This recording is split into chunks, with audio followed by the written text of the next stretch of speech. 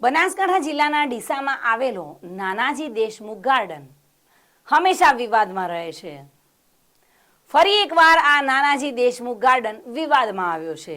બનાસકાંઠાના ડીસામાં લોકોને હરવા ફરવા માટે આ નાનાજી દેશમુખ ગાર્ડનનું બનાવવાનું આયોજન કર્યું હતું અને ત્યારબાદ આ સરસ મજાનો બગીચો ખુલ્લો મૂકવામાં આવ્યો હતો. શરૂઆતમાં જ આ નાનાજી દેશમુખ બાગ 3 વર્ષ સુધી સતત વિવાદમાં રહ્યો. ફરી એકવાર વિવાદમાં આવ્યો છે. રાત્રિના સમયે આ ગાર્ડનને વહેલા બંધ કરીને ત્યાંના ગાર્ડે લોકોને કાઢી મૂક્યા હતા. તે જે લોકો ત્યાં ફરવા જતા હતા તેઓના સાથે ઉદ્ધતાઈ ભર્યું વર્તન કર્યું હતું અને ગાર્ડે અહીંયાથી નીકળી જાઓ, જતા રહો, બંધ થઈ ગયો છે, અહીંયા આવવાનું નહીં તેવા વર્તન સાથે આ ગાર્ડનને તાળું લગાવી દીધું હતું.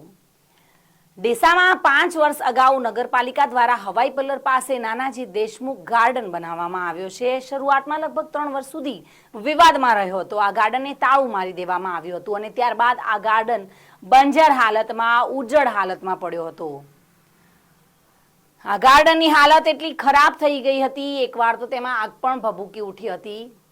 ત્યારબાદ વિરાન ગાર્ડનમાં વારંવાર સ્થાનિકોની રજૂઆતને બાદ આમ આદમી પાર્ટીના કાર્યકર્તાઓની ફરિયાદને પગલે આખરે તંત્રએ આ ગાર્ડનને લોકો માટે ખુલ્લો મૂક્યો હતો.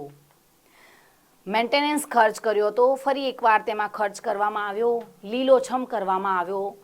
ગાર્ડનને વૃક્ષો વાવીને સરસ મજાનો સુંદર બનાવવામાં આવ્યો અને તે ગાર્ડનમાં રોજ સવાર સાંજ હજારો લોકો ફરવા અને ચાલવા માટે જાય છે. આ દરમિયાન ગઈકાલે સાંજે પણ અનેક પરિવારો તેમના બાળકો સાથે ગાર્ડનમાં ફરવા માટે આવ્યા હતા, પરંતુ ત્યાંના ગાર્ડે અચાનક ગાર્ડન બંધ કરી દઈ તાળું મારી દીધું હતું અને સાંજે જમીને અંદાજિત 8 વાગ્યાના આસપાસ ફરવા આવેલા લોકો સાથે ઉદ્ધતાઈ ભર્યું વર્તન કર્યું હતું અને જેના કારણે સ્થાનિક લોકોમાં ભારે રોષ જોવા મળ્યો હતો.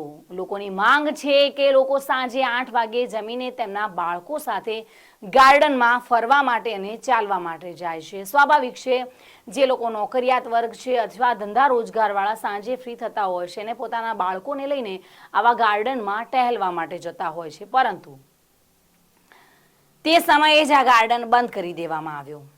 લોકોનું કહેવું છે કે તે યોગ્ય નથી. ત્યારે નગરપાલિકા રાત્રે 10 વાગ્યા સુધી આ ગાર્ડનને ચાલુ રાખે અને વહેલા ગાર્ડન બંધ કરી દઈ લોકો સાથે અયોગ્ય વર્તન કરનાર ગાર્ડ સામે કાયદેસરની કાર્યવાહી હાથ ધરે તેવી માંગ હતી.